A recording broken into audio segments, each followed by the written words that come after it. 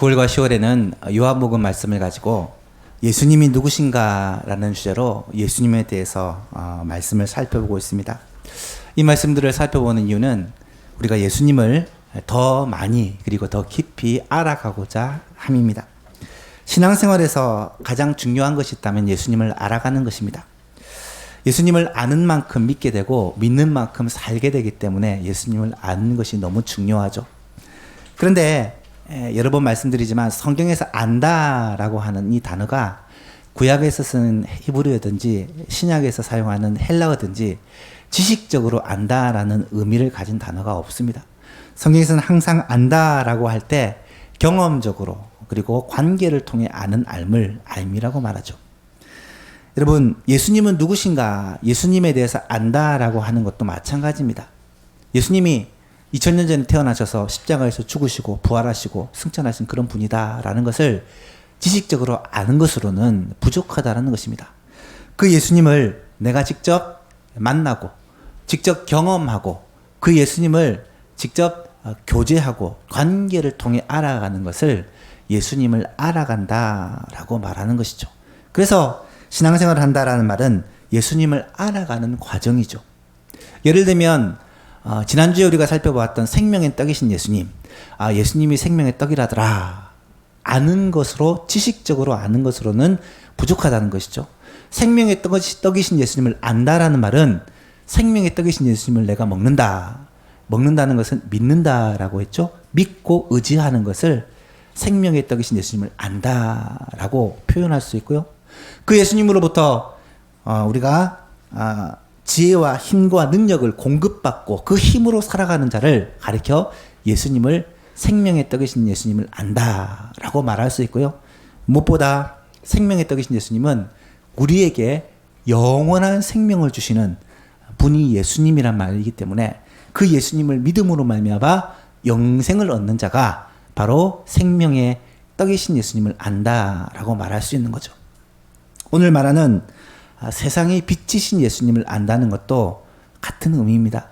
예수님이 세상의 빛이라더라 라는 것을 지식적으로 동의하는 데 그치는 것이 아니라 그 빛된 예수님을 내가 영적인 눈을 떠서 보고 발견하고 그 예수님을 만나고 그분이 내 삶을 비추어 주셔서 내가 빛 가운데 거하게 되고 생명의 빛을 얻게 되는 여기까지 나아가는 것이 세상의 빛이신 예수님을 아는 것입니다. 오늘 말씀을 통해 세상의 빛이신 예수님을 만나고 그 예수님을 알게 되는 놀라운 역사가 있게 되기를 주님의 이름으로 축복합니다. 요한복음에 보면 7가지 예수님의 자아선언이 나타나요. 지난 시간에 우리 6장에 나는 생명의 떡이다 라고 말씀을 하셨고요. 오늘 8장과 9장에 보니까 나는 세상의 빛이다 라고 말씀하십니다. 10장에서는 나는 양의 문이다, 나는 선한 목자다 그렇게 말씀하시고요. 11장에 가면은 예수님께서 나는 부활이요 생명이다. 14장은 나는 길이요 진리요 생명이다. 15장에서는 나는 참 포도나무다. 나는 무엇이다 라고 비유적으로 말씀하시는 이것을 가리켜 예수님의 자아선언이다 라고 말씀할 수가 있습니다. 이런 예수님의 7가지 자아선언을 통해 우리는 예수님을 더 많이 그리고 깊이 알아갈 수가 있는 거죠. 그런데 7가지의 자아선언을 자세히 보시면 항상 예수님이 행하신 어떤 일과 특별히 기적들과 연관되어 있는 것을 우리는 보게 됩니다. 예수님이 무엇이다 라는 말씀은 예수님이 행하신 어떤 일을 설명해 주거나 그것을 증명해 주는 그러한 말씀으로 쓰이고 있는 것을 보게 돼요. 예를 들면 지난 시간에 우리가 살펴봤던 예수님은 생명의 떡이다 라고 말씀하신 것은 어떤 사건과 연관이 됩니까? 오병이어의 기적과 연관이 됩니다. 예수님이 보리떡 5개와 물고기 2마리로 5,000명을 먹이시고 난 후에 이 떡을 먹은 자는 곧 배가 고프지만 나는 하늘로서 내려온 참떡이다. 나를 믿는 자는 영원히 줄이지 않고 영원히 목마르지 않는다 라고 말씀하시면서 예수님 자신을 생명의 떡이라고 그렇게 소개하고 있는 거예요. 오늘 보면 예수님이 세상의 빛이다 라고 말씀하신 이 자아선언은 어떤 사건과 연관이 되어 있냐면 우리가 9장에서 읽었던 날 때부터 맹인된 자를 눈을 뜨게 하신 고쳐주신 이 사건과 연관이 되어 있어요. 예수님이 세상의 빛이다 라는 말은 평생 보지 못하고 살았던 이 사람이 눈을 떠서 보게 되었던 것처럼 예수님이 우리의 빛이 되어서 우리의 영적인 눈을 뜨게 하고 예수님을 보고 믿음으로 말미암아 생명의 빛을 얻게 되는, 이것을 말씀하고 있는 것이다 라는 것입니다. 여러분, 우리가 함께 교독한 9장에 보면 맹인이 눈을 뜬 사건이 기록이 되어 있어요. 이 맹인은 태어나면서부터 한 번도 본 적이 없는 그러한 맹인입니다. 그런데 이 맹인이 눈을 떠서 보게 되었다, 단순히 기적을 말하고 있는 것이 아니라 이 사건을 통해 보여주려는 메시지가 있고, 그렇기 때문에 이 기적을 가리켜 표적이라고 말씀하는 것이죠. 이 표적은 무엇을 우리에게 가르쳐 주신 것이냐? 이것은 예수님이 어떤 분이신지, 우리의 눈을 뜨게 하신 세상의 빛 대신 예수님을 우리에게 보여주기 위함이고, 예수님을 믿음으로 말미암아 어떻게 구원을 받는지 그 구원의 길을 가르쳐 주기 위해서 이 표적을 행하셨다라고 말할 수 있습니다. 왜냐하면 이 9장은요 8장과 연결이 되어집니다. 8장 9장을 같이 읽은 것은 이 8장과 9장이 세트예요. 연결된 사건입니다. 8장에서 예수님은 자신을 세상의 빛이라고 소개를 합니다. 이 빛을, 이 세상의 빛 대신 예수님을 따르는 자는 어두운 가운데 다니지 않고 생명의 빛을 얻게 될 것이라고 그렇게 말씀하세요. 그런데 이 말씀은 이미 요한복음 1장에서 소개한 그 예수님이 참빛 대신 예수님을 다시 말씀하는 거죠. 우리 1장 지지난주에 함께 살펴보았는데 9절 이하에 이렇게 말씀을 하세요. 참빛 곧 세상에 와서 각 사람에게 비추는 빛이 있었나니 그가 세상에 계셨으며 세상은 그로 말미암아 지은 바 되었으되 세상이 그를 알지 못하였고 자기 땅에 오매 자기 백성들이 영접하지 아니하였으나 영접하는 자 곧 그 이름을 믿는 자들에게는 하나님의 자녀가 되는 권세를 주셨다라고 말씀하세요. 여러분 잘 보십시오. 빛으로 소개하던 이분이 자연스럽게 그로 설명을 하고, 이 그는 결국 누구를 가리키는 거예요? 예수님을 가리키는 거예요. 빛 대신 예수님을 요한복음 1장에서 시작하면서 예수님을 말씀으로, 생명으로, 빛으로 그렇게 소개하고 있다라고 우리가 이미 살펴보았습니다. 여러분, 그 빛 대신 예수님이 오늘 본문에서 8장 12절에서 뭐라고 말하느냐? 예수께서 또 말씀하여 이르시되 나는 세상의 빛이니 나를 따르는 자는 어둠에 다니지 아니하고 생명의 빛을 얻으리라. 예수님을 따르는 자는 어둠에 다니지 않고 생명의 빛을 얻게 된다라고 말씀을 합니다. 여러분, 이 말씀을 바리새인들은 도무지 이해를 하지 못해요. 왜 이해를 못할까요? 눈이 가리워져서 빛 대신 예수님을 보지 못하기 때문에 빛 대신 예수님을 알지도 못하고 영접하지도 아니하고 따르지도 않고 있더라는 거예요. 예수님은 그들을 향해서 이렇게 말씀하세요. 진리를 알지니 진리가 너희를 자유롭게 하리라. 8장 32절 말씀인데요. 이 말씀을 듣고 바리새인들이 뭐라고 하는 줄 아십니까? 우리는 아브라함의 자손이다. 한 번도 남의 종이 된 적이 없거든 우리를 왜 자유롭게 하라고 하느냐라고 반문을 합니다. 예수님은 그들을 향해 굉장히 직접적으로 그리고 굉장히 구체적으로 말씀을 하십니다. 너희는 죄의 종이다. 죄에게 종살이를 하고 있다. 이 말은 곧 너희가 마귀의 자녀들이라는 말이다. 너희 아비는 마귀다. 너희가 만일 아브라함의 자손이라면 나를 영접하였을 터인데 나를 영접하지 않는 것은 너희가 아브라함의 자손이 아니라 마귀의 자식이기 때문이다. 굉장히 직접적으로 그들을 향해 말씀하십니다. 만약에 너희가 믿지 아니하면 결국 그 죄 가운데서 너희는 망하게 될 것이다. 이 말씀을 듣고 바리새인들은 굉장히 흥분을 합니다.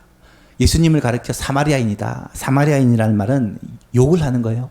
그리고 예수님을 가리켜 귀신 들렸다. 심지어 예수님을 향해서 돌을 들어 치려고 하는 그런 모습이 나타나요. 59절에 보니까 그들이 돌을 들어 치려 하거늘 예수께서 숨어 성전에서 나가시니라. 그리고 9장으로 넘어오면서 예수님은 자신을 세상의 빛으로 소개하면서 어둠 속에 평생 있었던 이 맹인의 눈을 뜨게 해주심으로 예수님이 세상의 빛임을 증명해 보여주고 계신 거예요. 여러분, 바리새인과 유대인들은 아무리 설명을 해도 이해할 수 있도록 설명을 해도 그것을 믿지 않고 받아들이지 않으니까 예수님이 이제 표적으로 보여주신 거예요. 평생 동안 어두움에 사로잡혀 보지 못했던 한 사람이 눈을 떠서 보게 되고 그 표적으로 말미암아 예수님이 세상에 빛으로 오셨다는 사실을 지금 바리새인들, 유대인들에게 증명해 보여주시는 것입니다. 그러므로 날 때부터 맹인을 고치신 이 표적은요, 단순히 놀라운 기적 정도가 아니라 예수님이 어떤 분이시고 예수님이 왜 이 땅에 오셨는지를 보여주시기 위한 그런 메시지를 가지고 있는 표적이다라는 것이죠. 오늘 이 표적을 살펴보면서 예수님이 우리에게 주시는 메시지가 과연 무엇일까? 무엇을 말씀하고 계실까라는 것을 알므로 예수님이 어떤 분이신지를 깨닫는 귀한 시간이 되었으면 좋겠습니다. 첫 번째로 구원은 철저히 하나님의 은혜라는 것이에요. 구원은 철저히 하나님의 은혜라는 것입니다.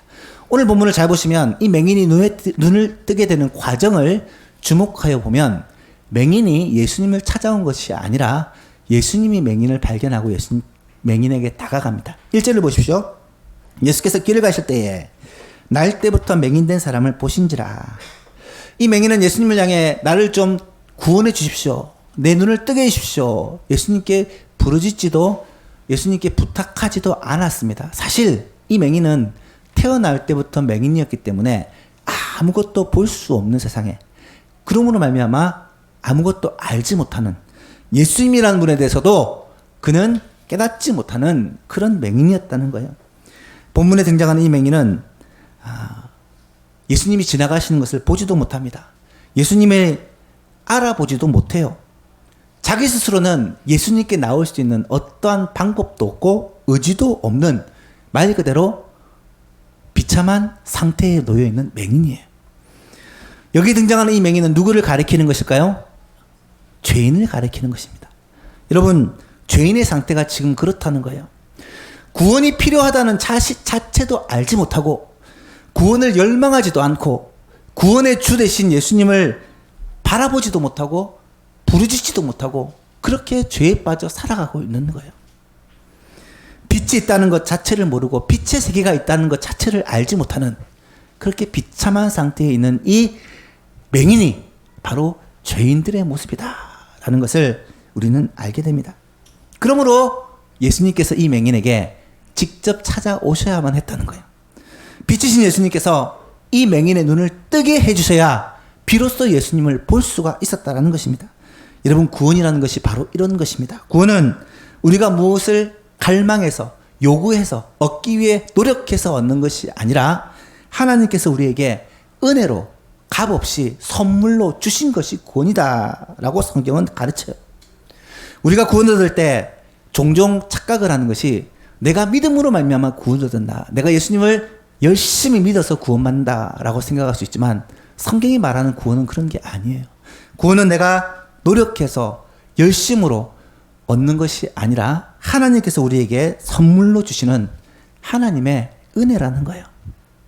놀라운 것은요, 하나님이 우리를 부르실 때는요, 그 부르심이 굉장히 강력해서 죄인들이 그 부르심을 거절할 수 없다는 거예요. 신학적으로 표현하면 이 부르심을 효과 있는 부르심, 효력 있는 부르심이라고 하는데, 하나님이 우리를 선택하시고 부르시면요, 우리는 그 부르심에 응답할 수밖에 없다는 거예요. 그래서 칼빈과 같은 사람은 이 은총을 불가항력적인 은총이다 라고 표현을 합니다. 여러분, 우리를 부르신 그 주님의 부르심 때문에 저와 여러분이 이 자리에 나와서 예배드리고 있다는 사실을 믿으시기 바랍니다. 이것이 은혜라는 거예요.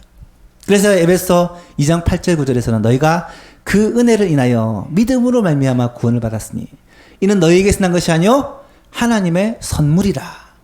행위에서 난 것이 아니니 이는 누구든지 자랑하지 못하게 하려 함이라. 만약에 내 행위, 내 노력, 내 공로로 얻은 구원이라면 자랑할 수 있겠죠. 하지만 이 자리에는 내 구원에 대해 자랑할 수 있는 사람이 아무도 없어요. 왜냐하면 하나님이 나를 부르시고 아무것도 볼 수 없는 어둠 속에 있는 우리를 찾아와 주시고 눈을 떠서 주님을 보게 하시고 주님을 믿음으로 말미암아 구원을 얻을 수 있도록 처음부터 끝까지 주님이 은혜로 구원을 해주셨기 때문이라는 말씀입니다. 여러분, 이 사실을 아는 사람은요 감격합니다. 이 사실을 깨닫는 사람은 감사와 찬양을 평생 동안 끊이지 않고 할 수밖에 없어요. 어떤 어려움, 환경, 고난 가운데 있을지라도 우리의 마음에 평안을 잃지 않습니다. 우리의 삶에는 감사와 찬송이 끊이지 않습니다. 여러분, 이 감격이 우리의 삶의 원동력이 돼요. 구원받았다라는 감격은요, 우리의 삶의 행복의 조건이 되고 이유가 된다는 거예요. 사랑하는 성도 여러분, 내가 하나님의 은혜로 예수 그리스도의 그 십자가 보혈의 공로로 선물로 이 구원을 받았다는 사실을 믿고 깨달음으로 말미암아 우리의 삶의 감사와 감격과 행복이 끊이지 않는 그런 넘치는 삶을 살게 되는 예수만교회 성도님 다 될 수 있기를 주님의 이름으로 축복합니다. 구원은 하나님의 선물로 받는 거예요. 두 번째로 이 사건을 통해 알 수 있게 되는 것은 구원은 오직 예수 그리스도를 통해서만 받게 되는 것이다. 하나님이 선물로 우리를 은혜로 구원해 주시는데 하나님의 방법은 예수 그리스도를 통해서만 구원하신다는 거예요. 오늘 본문에 보면 조금 이해하기 힘든 치료의 장면이 나타납니다. 6절과 7절을 보십시오. 이 말씀을 하시고 땅에 침을 뱉어 진흙을 이겨 그의 눈에 바르시고 이르시되 실로암 못에 가서 씻으라 하시니 실로암은 번역하면 보냄을 받았다는 뜻이라. 이에 가서 씻고 밝은 눈으로 왔더라. 여러분, 예수님이 그 자리에서 이 사람의 눈을 뜨기 위해서 말씀으로 소자야 내 눈을 뜨라 하면은 뜰 수 있었을까요? 없었을까요? 뜰 수 있었겠죠. 예수님은 말씀으로 항상 고치셨잖아요. 그런데 이번에는 참 독특한 방법으로 치료를 하세요. 침을 흙에다 뱉어가지고 그 흙을 이겨서 양쪽 눈에다가 진흙을 이겨 바릅니다. 그리고 이 사람으로 하여금 실로암 못에 가서 씻으라고 그렇게 명령을 해요. 어떻게 보면 좀 더럽고 어떻게 보면 조금 귀찮고 힘든 일이에요. 한번 생각을 해보십시오. 앞을 보지 못하는 사람이 두 눈에 진흙을 바른 채 실로암 못을 향해 찾아간다. 실로암 못이 바로 옆에 있는 게 아니고 아마 상당한 거리를 걸어가야 될 거예요. 여러분, 그 사람이 실로암 못에 가는데 어떻게 가겠습니까? 아마 더듬더듬 하면서 만나는 사람마다 실로암 못이 어느 쪽입니까? 물어보면서 그렇게 가겠죠. 앞을 못 보니까. 그렇게 실로암 못을 더듬더듬 하면서 찾아가고요. 그것도 그냥 가는 것이 아니라 양쪽 눈에 진흙을 이겨 바른 채 나는 소경입니다 라는 걸 만천하에 공개를 하면서 그렇게 가고 있다라는 거예요. 여러분, 실로암 못에 도착했다고 합시다. 실로암 못에 들어가야 되는데 이 실로암 못은요 상당히 깊은 곳에 내려가야 있는 것이에요. 왜냐하면 밖에 있는 물을 안으로 끌어들인 이 예루살렘이 높은 지대에 있는 곳이거든요. 그래서 밖에 있는 이 물을 끌어들였기 때문에 좀 깊은 곳에 있어요. 깊은 곳에 내려가는 것이 이 맹인이 쉬운 일이 아니에요. 그렇게 어려운 일을 통해서 이 눈을 깨끗하게 치료하신 이유가 과연 무엇일까? 어떤 사람들은 제가 직접 봤어요. 이것을 과학적으로 분석해 놓은 사람도 있더라고요. 의학적으로 진흙의 성분이 뭐 어떻고 침의 성분이 어때서 치료의 능력을 발휘할 수 있었다. 그래서 실로암까지 가는 이 기간은 치료하는 시간이다. 뭐 이런 식으로 분석해 놓은 글도 읽어본 적이 있는데요. 말도 안 되는 소리죠. 진짜 그런 치료의 능력이 있다면 우리는 안과 안 가고 침을 이겨서 눈에 바르고 낫기를 기다리는 게 좋은 방법이겠죠. 그죠? 여러분, 예수님이 이렇게 하신 이유는요. 지금 분명한 메시지를 전해주고 있는 거예요. 과연 이 사건을 통해 이 행위를 통해 무엇을 보여주고 있는가? 한마디로 말하면 구원의 길, 예수님이라는 것을 보여주고 계신 것입니다. 왜 그렇습니까? 맹인이 두 눈에 흙을 이겨 바른 것은요. 내가 맹인이다, 보지 못하는 사람이다 라는 것을 모든 사람에게 일부러 드러내는 것입니다. 마치 벙어리가 입에다 껌을 붙이고 가는 것과 비슷하다고 비유할 수가 있겠죠. 나는 보지 못하는 사람입니다 라는 것을 지금 사람들에게 보여주고 있는 거예요. 왜 이런 시위를, 왜 이런 행동을 하게 하셨을까? 예수님이 창조주 하나님임을 보여주시기 위함입니다. 여러분 창세기를 보시면 하나님이 세상을 창조하실 때 말씀으로 창조하시죠. 하지만 사람을 만드실 때는 자기 형상을 따라 흙으로 빚어서 진흙을 가지고 만드세요. 그리고 생명의 호흡을 불어넣으시니까 살아있는 영이 되었다라고 성경은 말씀합니다. 첫사람 아담이 탄생할 때 하나님은 흙을 가지고 사람을 빚어 만드세요. 이 사람은 다른 모든 부분은 다 사람의 모습이지만 눈은 태어나면서부터 만들어지지 못해서 보지 못하는 사람이에요. 이 사람의 눈을 지금은 흙을 발라서 붙임으로 말미암아 눈을 새롭게 창조하시는 창조의 역사를 하고 있는 것을 지금 예수님께서 일부러 보여주시는 거예요. 일종의 어떤 시위로, 일종의 어떤 액션으로 보여주시는 것입니다. 바로 예수님은 세상을 창조하신 하나님이시다, 사람을 만드신 전능하신 하나님이시다라는 것을 보여주시기 위해 흙을 눈에 바르시고 눈을 새롭게 창조하시는 역사를 하고 계시다라는 사실입니다. 뿐만 아닙니다. 왜 실로암 못에 가서 씻으라 했을까? 진흙으로 바르고 난 후에 그 자리에서 보게 하실 수도 있었는데 왜 실로암 못에 가서 씻으라 하셨을까? 실로암이라는 것은 아까 성경에서 말씀하고 있듯이 보내심을 받았다, 보냄을 받았다라는 뜻을 가진 그러한 못입니다.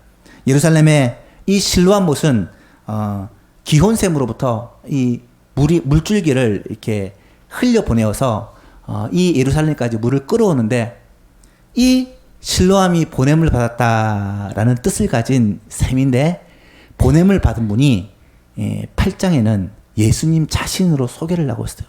왜 8장과 9장이 연결되어 있느냐? 예수님은 8장에서 18절 19절 말씀에 내가 아버지께로부터 보냄을 받아 이 땅에 왔다라는 것을 그들에게 말씀을 하고 있어요. 예수님은 자기 백성을 구원하기 위해 하나님께서 보내신 자, 곧 메시아 그리스도이심을 분명하게 말씀해 주신 거예요. 실로암 못이 보냄을 받아 예루살렘까지 왔듯이 예수님 자신이 하나님으로부터 보냄을 받아 자기 백성들을 구원하기 위해 이 땅에 오신 메시아라는 것을 이 실로암 못을 통해 드러내 보여주고 계시다라는 사실입니다. 다시 말하면 예수님이 이러한 행동을 하신 이유는 세상을 만드신 창조주이시자 우리의 구원을 위해 세상에 보내심을 받은 그리스도라는 것을 밝히 보여주시고, 예수님을 통해서만 이 사람의 눈이 떠지고 구원을 받게 된다는 사실을 확실하게 보여주기 위해서 모든 사람들이 알 수 있도록 이런 행동을 하고 계신다라는 말씀입니다. 사랑하는 여러분, 그렇습니다. 하나님이 정하신 구원의 방법은 예수님 외에는 다른 길이 없습니다.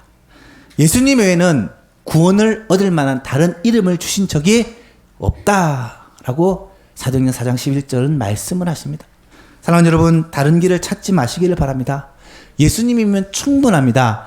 예수님만 믿으면 누구든지 구원을 받을 수 있습니다. 예수 그리스도가 길이요 진리요 생명이 되십니다.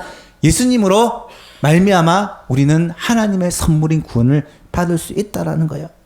예수님 십자가 보혈의 공로 붙들고 예수님을 의지함으로 말미암아 예수님께서 우리에게 주시는 이 구원의 선물을 받아 누리는 저와 여러분 될 수 있기를 주님의 이름으로 축복합니다.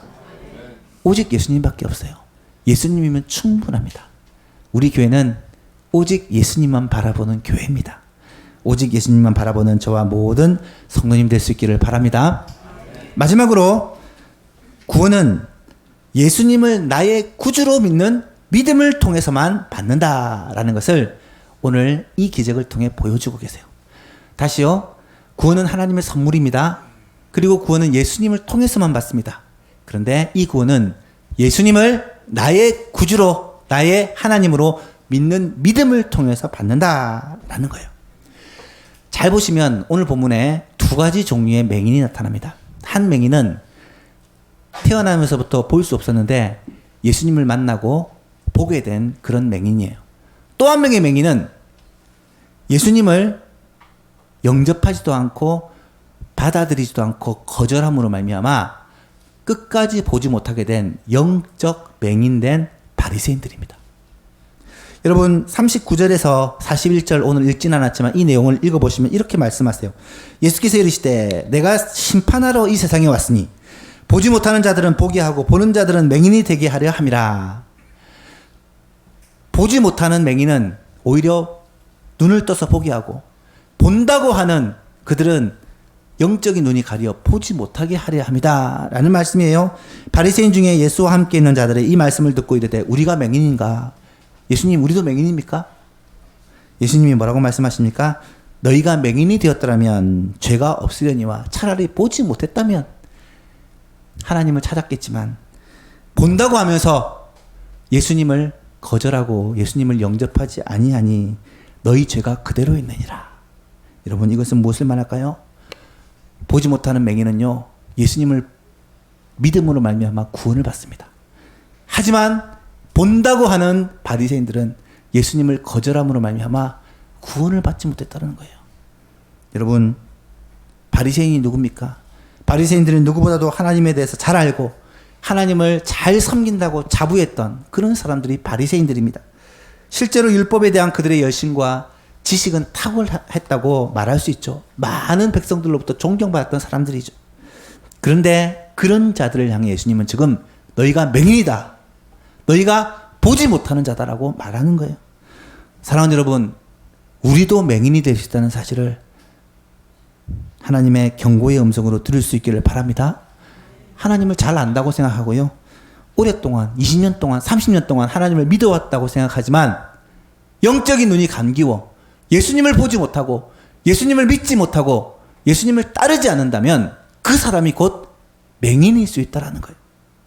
사실 오늘 본문에 나타난 이 맹인은요, 육신의 눈은 떴지만 예수님에 대해서 그 자리에서 믿고 영접한 건 아닙니다.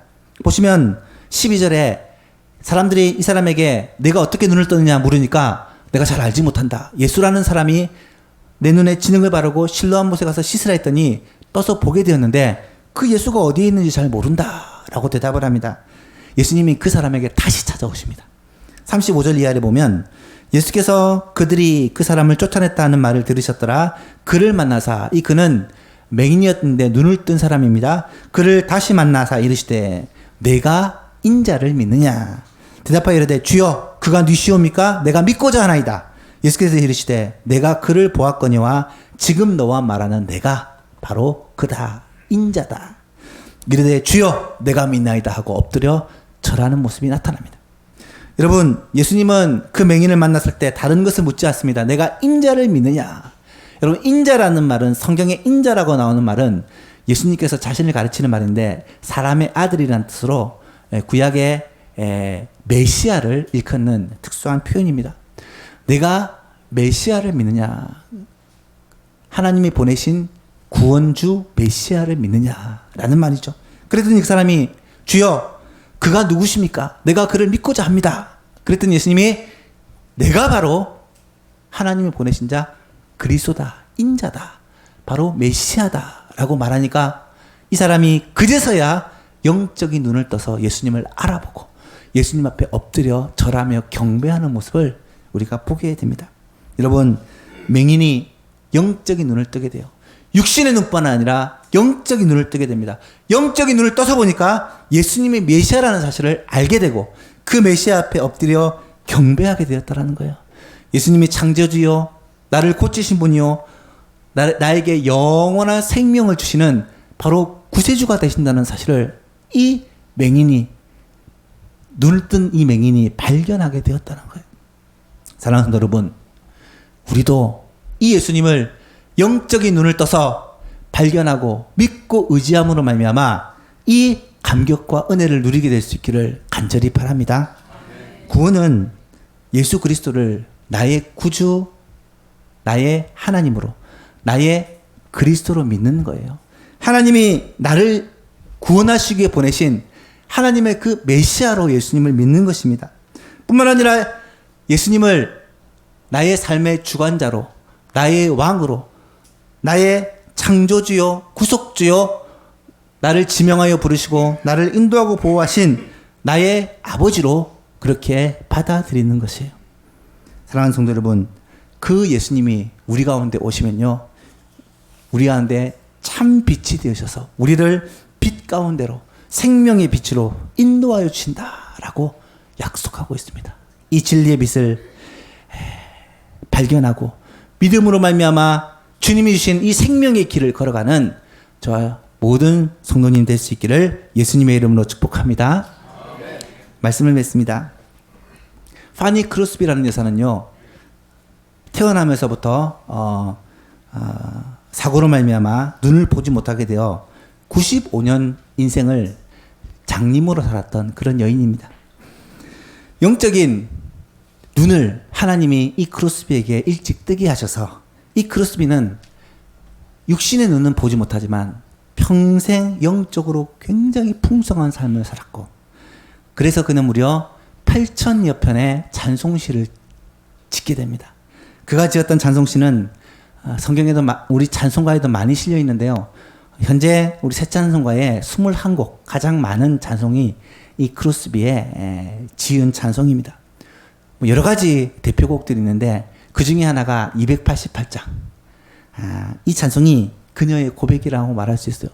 288장 3절이 제가 찬양하다가 마음에 와닿아서 한번 적어봤는데요. 주 안에 기쁨 누림으로 마음의 풍랑이 잔잔하니 세상과 나는 간 곳 없고 구속한 주만 보이도다.